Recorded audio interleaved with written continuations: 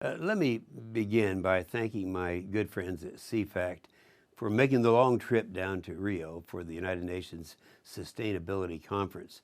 No one is better than Marc Morano with climatedepot.com, Lord Monckton, David Rothbard, Craig Rooker, and the rest of the CFACT team at exposing the far left environmental agenda.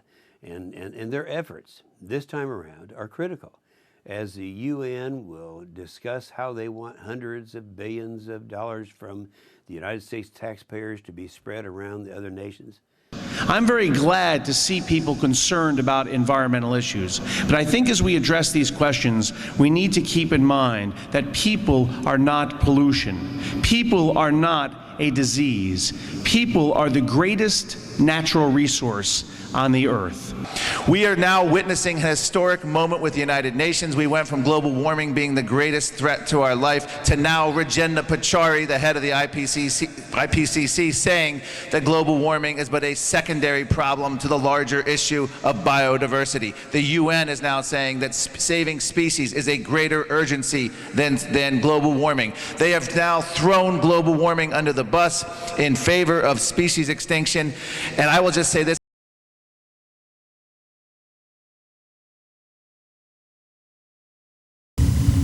Greenpeace claims that this scene represents a spontaneous, continuous event, and that they just happened to be present with a full camera crew when it took place on the ice floes off Newfoundland in March 1978. According to Greenpeace, the incident, 30 seconds of footage, took only a few minutes to film, and their cameraman remained on the same spot while filming. A detailed examination of the footage shows that this claim is false.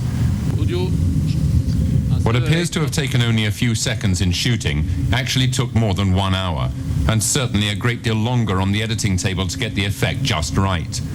The manipulation produced remarkable results. It destroyed the sealing industry. Well, the reason why I'm showing this to you now is that political decisions were made based on this video and other similar. Political decisions in Europe and the United States banning the products from these people not because seals were endangered. That was the first propaganda, that seals were endangered and then that's why we shouldn't eat them or kill them, but because they're cute and it looks ugly on film. And these decisions affected these communities and destroyed them, and they really destroyed them. And my question is it possible that something similar is happening here or at similar venues as we are looking at today in Rio? Are decisions made based on falsehood? Are decisions made based on false information? I can't answer that question, but you must ask this question. I agree with the general comment that climate change may be something that UN is concerned about. A lot of people are doing work. BIDS itself, we are developing some indicator, no?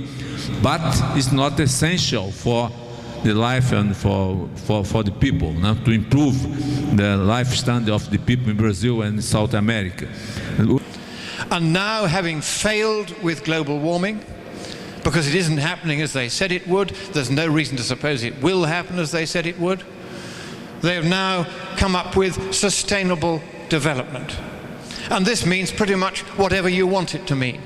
You can say it's all about gender equality and women's empowerment, mentioned at least 5 times in the pre-session draft negotiating text. It's about all kinds of fashionable left-wing Marxist and other socialist causes. It isn't, in fact, about the environment, and it isn't about development. Failure here is good for the world's poor people. We should announce that failure is the only option for this conference if you care about the environment or poor people. Carbon-based energy has been one of the greatest liberators of mankind in the history of our planet. We need to say very clearly, James Lovelock, the UK environmentalist, said sustainable development is meaningless drivel. He told that to the UK Guardian last week. This is the father of the modern green movement. I will go further and say that we need to redefine sustainable development as oil, gas, coal, energy that works, and energy that lifts people out of poverty.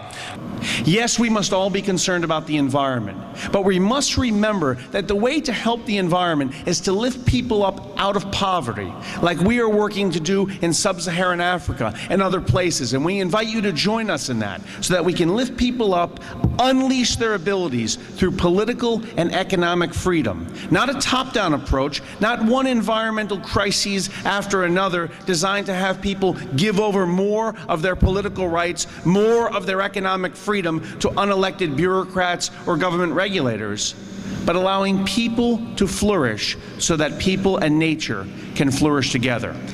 With that kind of far-left agenda taking place at the Rio conference, we need CFACT and others to go down there and keep an eye on these guys. And I appreciate your efforts. I'll be keeping up with all of your dispatches from Rio. And as you know, I had considered making the trip myself, but realized that no one in Washington even knows that the conference is taking place.